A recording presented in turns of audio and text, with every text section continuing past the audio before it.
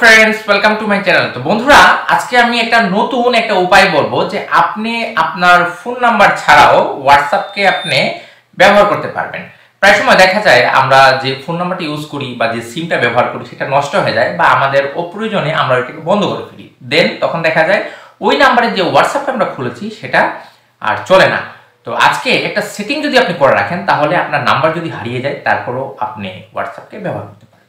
এর জন্য প্রথমে আপনার অ্যান্ড্রয়েড ফোন থেকে হোয়াটসঅ্যাপ অ্যাপটা ওপেন করতে হবে। দেন ওপেন করার পর থ্রি ডট আছে, এখানে ট্যাপ করবেন। ট্যাপ করার পর এই যে সেটিংস অপশন আছে এখানে ট্যাপ করবেন। ট্যাপ করার পর এই যে অ্যাকাউন্ট অপশন আছে, সিকিউরিটি নোটিফিকেশন চেঞ্জ নাম্বার, এখানে ট্যাপ করবেন। ট্যাপ করার পর এখানে সিকিউরিটি নোটিফিকেশন পাস কির নিচে যে ইমেল অ্যাড্রেস আছে এখানে ট্যাপ করবেন। ট্যাপ করার পর এখানে আপনার মেল অ্যাড্রেসটা অ্যাড করবেন। এর জন্য অ্যাড ইমেলে ট্যাপ করবেন। ট্যাপ করার পর এখানে ধরুন আমি আমার মেল অ্যাড্রেসটা এখানে riponkoiri@gmail.com এখানে অ্যাড করে দিচ্ছি।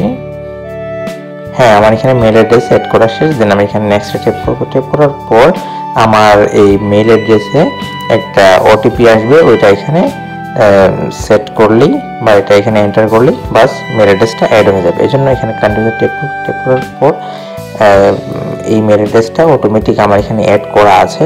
বাট আপনাদের যদি অ্যাড করা না থাকে তো যে প্রসেসটা দেখলাম সেই প্রসেসে যাবেন।